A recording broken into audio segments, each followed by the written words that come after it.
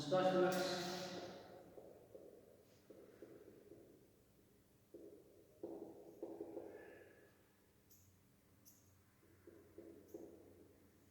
आज अपने करने जा रहे हैं डेवलपमेंट बायोलॉजी लेक्चर नंबर 69 और इतना लेक्चर अपने करने जा रहे हैं।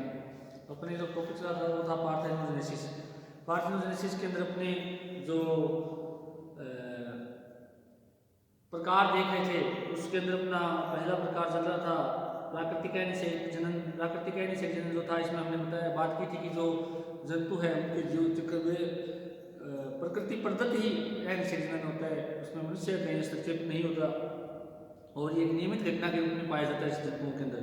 इसको भी दो भागों में बांटा था, पूर्ण प्राकृतिक अनिषेक जनन और दूसरा था सक्रिय अनिषेक जनन। पूर्ण प्राकृतिक अनिषेक जनन के अंदर आपको बताया था कि ऐसे जंतु जिनके अंदर पूरी लाइफ साइकिल में कहीं भी ऐसा नहीं है कि निषेचन हो, पूरी लाइफ साइकिल में नए जीव का निर्माण अनिषेचन के द्वारा ही होता है और यहाँ उत्पन्न जो जंतु है वो मादाएं होती हैं और एगुत होती हैं।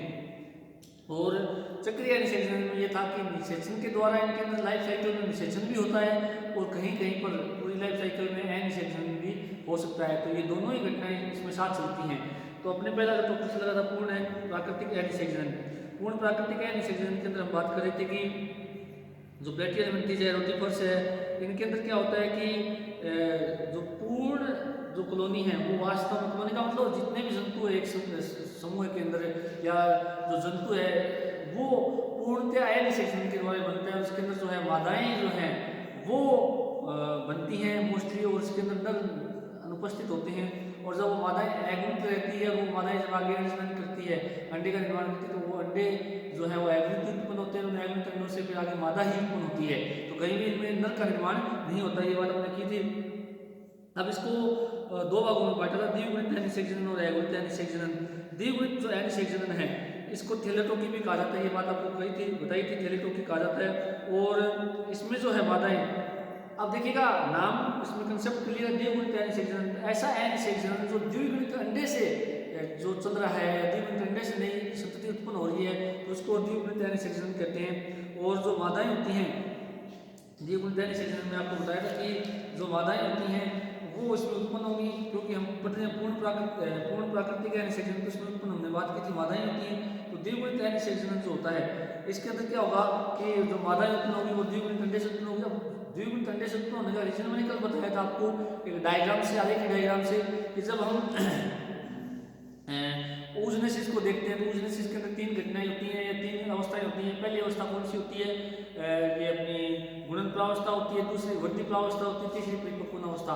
गुणन प्रावस्था के अंदर गोनिया बनते हैं, वृद्धि प्रावस्था के अंदर प्राइमरी oocyte बनती है और जो परिपक्वन अवस्था होती है उसके अंदर अर्धसूत्री फर्स्ट और अर्धसूत्री सेकेंडरी विभाजन होता है। उसके बाद में अर्धसूत्री जब फर्स्ट होता है तो सेकेंडरी oocyte और पोलर बॉडी फर्स्ट बनती है। उसके बाद जब अर्धसूत्री सेकंड होगा तो ओवा बनता है और पोलर बॉडी सेकंड बनती है। तो देखिएगा द्विगुणित अनिषेक जनन होता है, इसके अंदर क्या कंडीशन लागू होती है कि या तो जो पोलर बॉडी बनी है जो एगुणित है वो और जो अपना सेकेंडरी oocyte बनी है वो आपस में फ्यूज हो जाए। तो दोनों के केंद्र के n प्लस n होते हैं तो 2n संरचना बन गई, वो 2n फिर आगे जाके ओवा में चेंज हो जाए और वो जो ओवा है उससे फिर नए मादा का निर्माण होता है। तो उसको हम कह सकते हैं क्या? द्विगुणित अनिषेक जनन। और दूसरी कंडीशन क्या लागू होती है कि यदि जो प्राइमरी oocyte जो थी उस प्राइमरी oocyte के अंदर अर्धसूत्री फर्स्ट विभाजन नहीं हो तो प्राइमरी oocyte 2n रह जाएगी और 2n जो है प्राइमरी oocyte वो आगे जाकर के सीधे अर्धसूत्री सेकंड विभाजन कर दे। तो अर्धसूत्री सेकंड से विभाजन होगा तो जिससे ओ और पोलर बॉडी बनेगी और दोनों ही क्या रह जाती है? 2n रह जाती है। तो इस प्रकार से दोनों ही कंडीशन जो है, चाहे अर्धसूत्री फर्स्ट एब्सेंट हो, चाहे अपने जो सेकेंडरी oocyte और जो पोलर बॉडी है उनके न्यूक्लियस फ्यूज हो जाए, दोनों ही कंडीशन के अंदर क्या होता है? ओवा जो है वो 2n रह जाता है। अब इसको भी थैलेटोकी को दो भागों में बांटा था। एक तो अर्धसूत्री विभाजन युक्त है। अर्धसूत्री विभाजन युक्त जो संरचना प्रोसेस होता है इसमें क्या होता है कि अर्धसूत्री विभाजन की क्रिया होती तो है लेकिन गुणसूत्रों की द्विगुणित अवस्था जो है स्वनिषेचन अथवा प्रतिरूपण के कारण होती है। अंडाणुओं में गुणसूत्रों की द्विगुणित अवस्था दो विधियों के कारण प्राप्त हो जाती है इसमें। तो अपने बात करें थे द्विगुणित अनिषेक जनन, तो द्विगुणित यानी संयोजन को भी कितने भागों में बांटा है? 2 भागों में अर्धसूत्री विभाजन युक्त, और अर्धसूत्री विभाजन युक्त प्रक्रिया को 2 भागों में बांटा है, समनिषेचन द्वारा और प्रत्यारोपण के द्वारा। और दूसरी अर्धसूत्री विभाजन की क्या है? रहित होती है। इसमें क्या होता है कि हम बात करें पहला अर्धसूत्री विभाजन युक्त,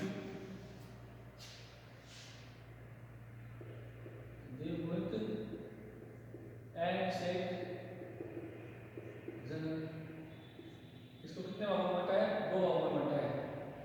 पहली अवस्था कौन सी होती है इसकी? अर्धसूत्री विभाजन युक्त, और दूसरी है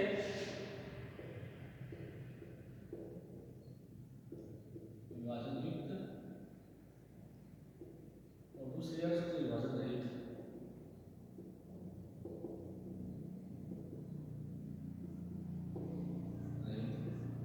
इसको भी 2 भागों में बांटा गया है, समनिषेचन द्वारा और प्रत्यारोपण द्वारा।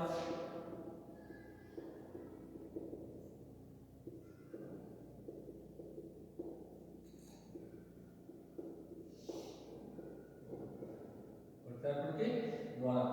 तो अपने द्विगुणित यानी संयोजन पढ़ रहे हैं, इसका मतलब ये हुआ कि जो मादाएं उत्पन्न होंगी वो द्विगुणित अंडे से ही उत्पन्न होंगी, और वो 2 प्रकार से उत्पन्न हो सकता है। ये पहली कंडीशन तो अर्धसूत्री विभाजन अगर मौजूद हो, दूसरा अर्धसूत्री विभाजन नहीं हो, दोनों बात आपने कर ली है। अगर विभाजन युक्त है तो उसमें समनिषेचन हो सकता है, और दूसरे घटना के प्रत्यारोपण। तो अपने पहले पढ़ेंगे अर्धसूत्री विभाजन युक्त अवस्था, अर्धसूत्री विभाजन युक्त।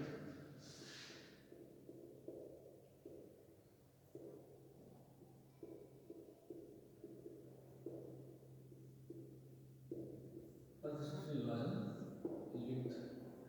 अब अर्धसूत्री विभाजन युक्त की यदि हम बात करें तो इसके अंदर क्या होता है कि अर्धसूत्री विभाजन की क्रिया तो होती है, लेकिन गुणसूत्रों की द्विगुणित अवस्था समनिषेचन अथवा प्रत्यारोपण के कारण होती है।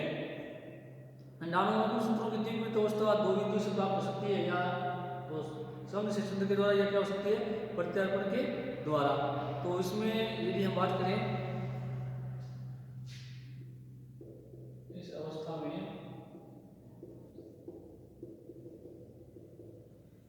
अर्धसूत्री विभाजन तो मौजूद होता है,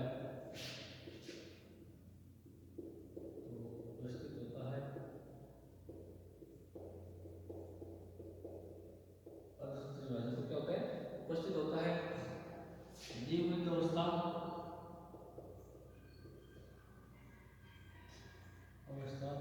समनिषेचन या प्रत्यारोपण द्वारा होती है, या प्रत्यारोपण द्वारा होती है।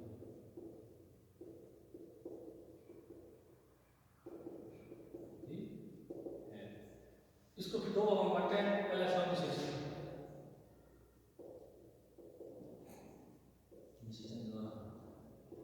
और दूसरा है प्रत्यारोपण द्वारा, जिसको फिर आगे डिस्कस करेंगे।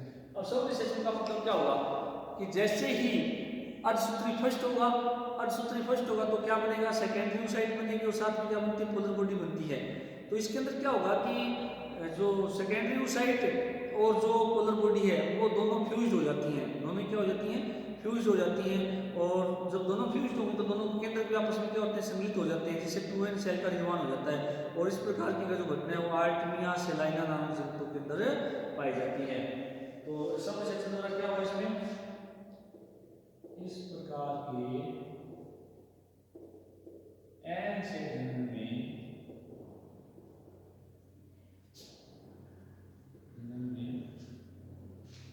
क्योंकि हम पढ़ के जाने अर्धसूत्री विभाजन यहाँ पर मौजूद होगा, ऐसे जन्म में अर्धसूत्री फर्स्ट विभाजन के पश्चात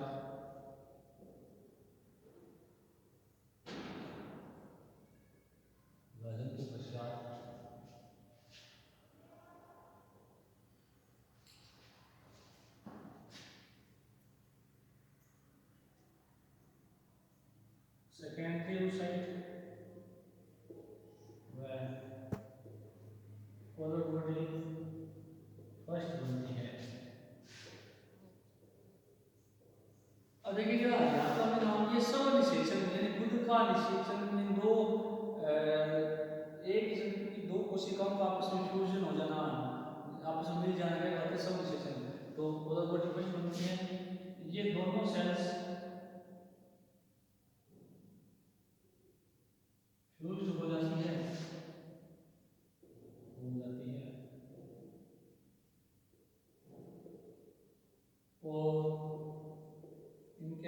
न्यूक्लियस भी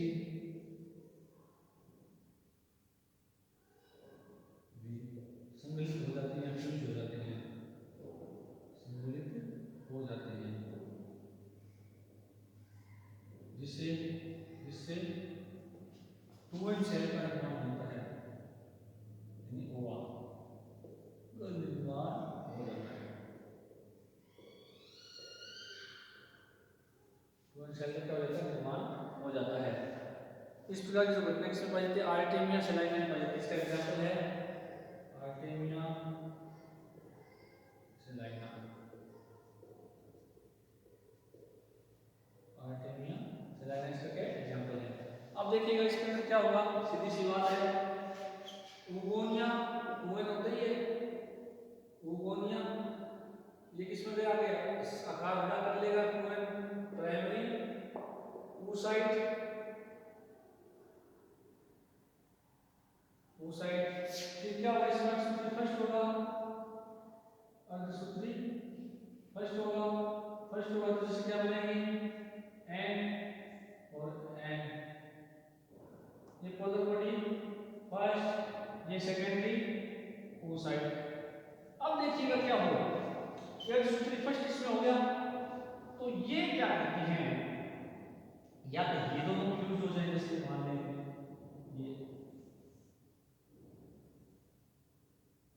एंड फ्यूज होगी तो क्या से होंगे, अब ये कंडीशन हो जाए तो यहाँ पर टू एंड सेल बन गई, और ये टू एंड सेल आगे किसमें भाग लेगी, नए जंतुओं के निर्माण में भाग लेती है। तो यहाँ पर देखिएगा फर्स्ट विभाजन हो रहा है, और फर्स्ट विभाजन से क्या होता है, सेकेंडरी oocyte और पोलर बॉडी फर्स्ट बन रही है, इसलिए इसको क्या कहा है, अर्धसूत्री विभाजन युक्त अवस्था। और ये हम इसके द्विगुणित एनिषेक, हम क्या पढ़ रहे हैं, द्विगुणित एनिषेक जनन। अब द्विगुणित एनिषेक का मतलब कोशिका पुरुष चाहिए, टू एंड चाहिए, दो अपने उड़ रही है, और अर्धसूत्री विभाजन क्योंकि यहाँ सूत्री विभाजन हो रहा है, आपको दिख रहा है, और समविसेचन द्वारा मतलब क्या हुआ कि यहाँ पर दोनों जो सेल्स हैं एक जंतु की वो आपस में फ्यूज्ड हो जाती है, दोनों के न्यूक्लियस आपस में मिलकर के एक टू एंड स्ट्रक्चर का निर्माण करते हैं, जो अपने ओवा कहते हैं, और ओवा जो आ गया। हाँ, एक चीज यहाँ पर ये भी है कि जरूरी नहीं है सूत्री फर्स्ट के बाद में फ्यूज हो जाए, और जो सूत्री सेकंड भी जब होगा तो उससे क्या बनेगी, ओवा बनेगा प्लस पोलर बॉडी सेकंड, तो वो भी फ्यूज हो सकती है। कहने का मतलब यहाँ पर क्या है कि ओवा या सेकेंडरी oocyte में से कोई भी सेल पोलर बॉडी के साथ फ्यूज हो जाती है, और दोनों के न्यूक्लियस जो हैं फ्यूज हो जाएंगे, और दोनों ही कंडीशन के अंदर क्या होगा, n+n व्यवस्था फ्यूज होती है, जिससे टू एंड सेल का निर्माण होता है, और जिसको हम ओवा कहते हैं। और जो कि इस टू एंड सेल के अंदर एक ही जंतु दो कोशिकाएं फ्यूज हो रही है तो उसको समविसेचन नाम दे दिया। और यहाँ पर सूत्री विभाजन हम देख रहे हैं हो रहा है, तो इसलिए अर्धसूत्री विभाजन युक्त अवस्था है, और द्विगुणित एनिषेक का मतलब एक टू एंड सेल प्राप्त हो रही है, जो कि एनिषेक से प्राप्त हो रही है, कहीं पर भी हम विशेषण का जिक्र नहीं कर रहे हैं। तो इस प्रकार से ये घटना कहलाती है अर्धसूत्री विभाजन के अंदर समविसेचन के द्वारा होने वाली प्रोसेस है, जिसमें आर्टेमिया सेलाइना के अंदर देखी जा सकती है। अब दूसरी अवस्था जो होती है तो इसमें क्या होता है कि प्रत्यार्पण जो घटना है बाय रीसिचुएशन जिसको हम कह सकते हैं। प्रत्यार्पण में क्या होता है कि प्रथम सूत्री विभाजन सामान्य तो होगा, फिर क्या होता है कि इस विभाजन द्वारा जो निर्मित केंद्र जो है वो पृथक नहीं हो पाते हैं, क्योंकि हम क्या देखते हैं कि जैसे ही कोई कोशिका विभाजित होती है तो विभाजन होने के बाद पहले इसमें केंद्र विभाजन होता है, उसके बाद उसमें क्या कोशिका विभाजन होता है, हमने पढ़ी ये बात। तो यहाँ पर क्या है कि केंद्र विभाजन तो जो है वो तो हो जाता है, परंतु केंद्र जो है वो कोशिका विभाजन, कोशिका द्रव जो विभाजन होता है तो उसके द्वारा पृथक नहीं रह पाते, और दोनों जो है न्यूक्लियस है वो एक ही सेल के अंदर रह जाते हैं, और इन दोनों केंद्रों के मध्य जो है गुणसूत्र मध्य रेखा पर व्यवस्थित हो जाते हैं, जिससे असूत्र द्वितीय होता है, जिससे द्विगुणित अंडाणु तथा द्विगुणित ध्रुवकाय का क्या होता है निर्माण होता है। ये किसके अंदर पाई जाती है, लेपिडोप्टेरा जो जंतु हैं उनके अंदर ये मोस्टली पाई जाती है। तो लेपिडोप्टेरा जो है इसके अंदर ये पाई जाती है, और इसके अंदर देखिए इसको थोड़ा सा इसमें इस डायग्राम से हम देखें तो क्या होगा, प्राइमरी oocyte बनेगी। अब प्राइमरी oocyte के अंदर क्या होगा, देखिएगा थोड़ा ये और सूत्री फर्स्ट हो गया, और देख क्या होगा यहाँ पर कि ये टू एंड सेल रहेंगे, क्यों रहेंगे कि यहाँ पर एन और एन,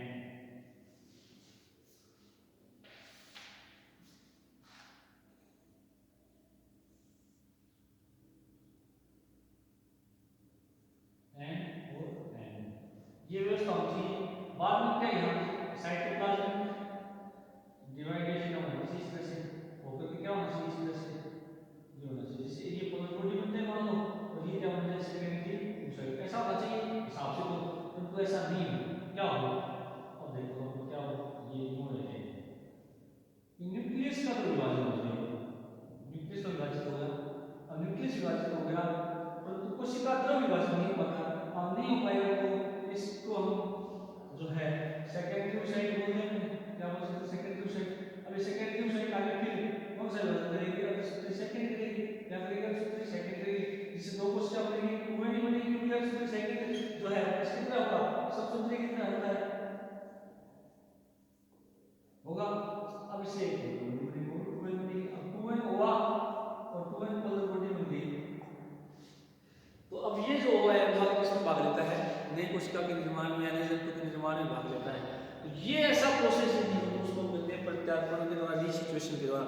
अब रीसिचुएशन का मतलब क्या हुआ कि कोशिका का केंद्र जो है उसका पुनर्गठन हो रहा है यहाँ पर, या यूँ कह सकते हैं कि एक तरीके से जो केंद्र हैं वो तो डिवाइडेड हो जाते हैं परंतु उनका कोशिका द्रव जो है वो डिवाइडेड नहीं हुआ, नहीं होने से क्या हुआ कि क्योंकि हमने पढ़ा है कि प्राइमरी साइड के अंदर सबसे फर्स्ट विभाजन होता है, इसके अंदर विभाजन होगा, जैसे मान लो तो विभाजन होगा तो जैसे दो कोशिका बनेगी, एक बड़ी बनेगी एक क्या बनेगी छोटी बनेगी, बड़ी कोशिका को हमने नाम दिया जैसे केंद्रीय साइड, वहां पर छोटी कोशिका को दिया था पोलर बॉडी, परंतु आपने पढ़े कोशिका विभाजन दो भागों में होता है, पहले केंद्र विभाजन होता है उसके बाद में कोशिका द्रव्य विभाजन होता है, यहाँ पर क्या केंद्र विभाजन हो गया है परंतु कोशिका द्रव्य विभाजन नहीं हुआ तो क्या होगा कि दोनों के अंदर एक कोशिका में रहने से स्ट्रक्चर क्या रह जाती है, वापस टू ही रह जाती है, क्या रह जाती है टू।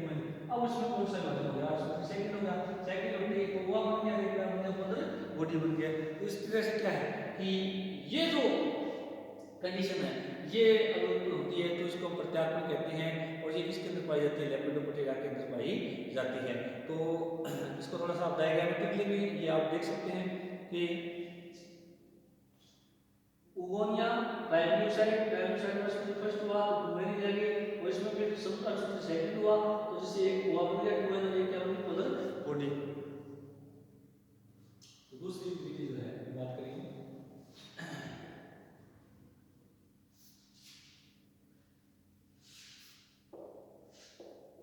प्रत्यारोपण द्वारा।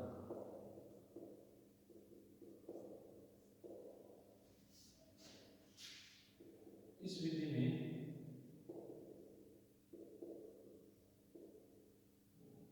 oogenesis के दौरान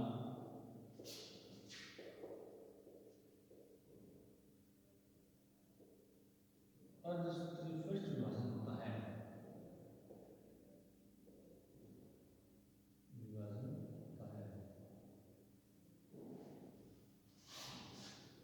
जिससे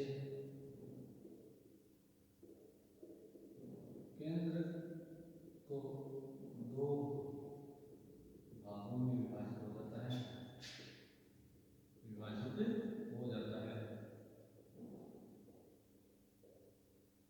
परंतु कोशिका द्रव विभाजन नहीं होता,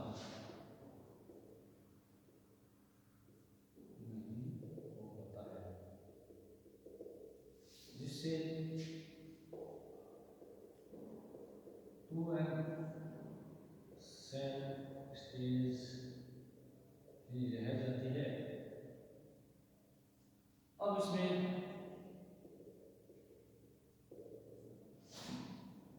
अर्धसूत्री सेकंड विभाजन होता है,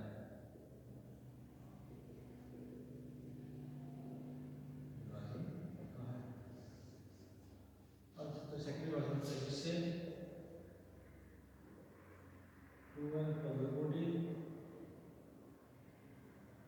वह 2n हुआ का निर्माण होता है, और ये निर्माण होता है, ये आगे संतति निर्माण में भाग लेता है। एग्जाम्पल है लेपिडोप्टेरा,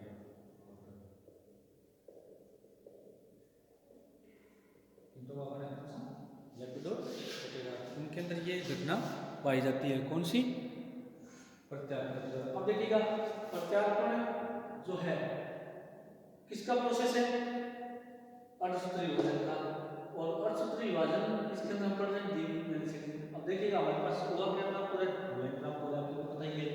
अर्धसूत्री विभाजन युक्त अवस्था है, कौन सी अवस्था है, अर्धसूत्री विभाजन युक्त है, तो यहाँ पर अर्धसूत्री फर्स्ट भी हो रहा है, अर्धसूत्री सेकंड भी हो रहा है, दोनों ही हो रहे हैं।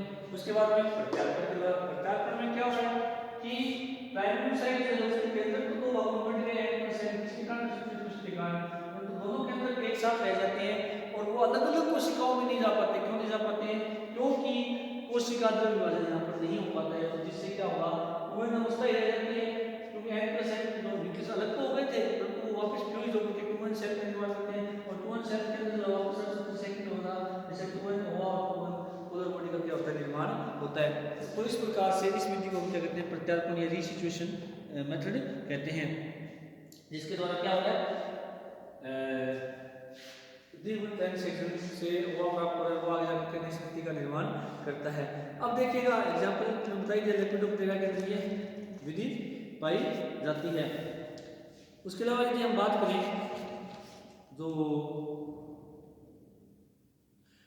जो थैलेटोपिका द्विगुणित सेक्शन, इसको हमने बात की थी, इसे स्त्री जनन भी कहा जाता है। और अब देखिएगा दूसरी जो अवस्था है जिसको हमने पढ़ लिया, अर्धसूत्री विभाजन युक्त द्विगुणित सेक्शन की दूसरी अवस्था कौन सी, अर्धसूत्री विभाजन रहित अवस्था। रहित के अंदर क्या होगा कि जो हम बार बार देख रहे हैं, अर्धसूत्री फर्स्ट हो रहा है, अर्धसूत्री सेकंड हो रहा है, परंतु यहाँ पर अर्धसूत्री विभाजन नहीं होगा, परंतु फिर भी इसका निर्माण हो जाता है, 2n सेल का निर्माण हो जाता है। फिर भी किसका निर्माण हो जाता है, 2n सेल का निर्माण हो जाता है। तो इसमें देखिएगा अपने बात करें कि प्रथम परिपक्व विभाजन क्या होता है, एब्सेंट रह जाए। अब देखिएगा अगर हम यहाँ पर बात करें, ये अवस्था एब्सेंट रह जाए, एब्सेंट रहेगी, देखते हैं क्या होगा,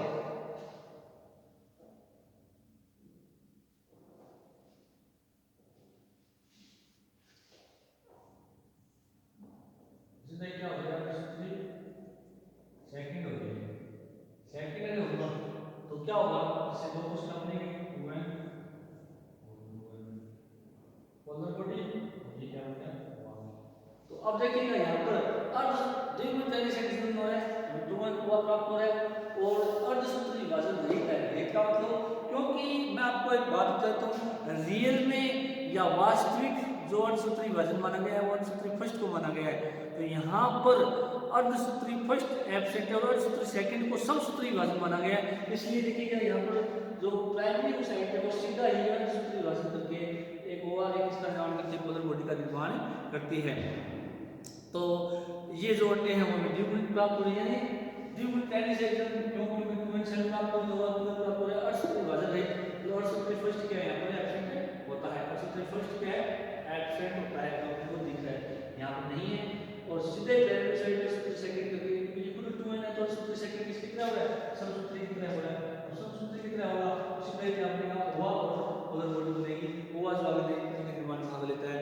और इसका जो एग्जांपल है वो गालमुखी जो है, इसमें अर्धसूत्री फर्स्ट विभाजन इसमें नहीं होता, और जो अपने सीधा ही इसका निर्माण हो जाता है, यहाँ पर हुआ का निर्माण हो जाता है। तो स्टूडेंट्स इस प्रकार से ये जो प्रोसेस है ये द्विगुणित सेक्शन है, जिसको दो भागों में हमने पढ़ लिया, अर्धसूत्री विभाजन युक्त और अर्धसूत्री विभाजन रहित।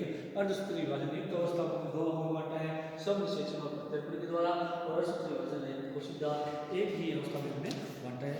आज अपने टॉपिक यही समाप्त होता है। Thank you.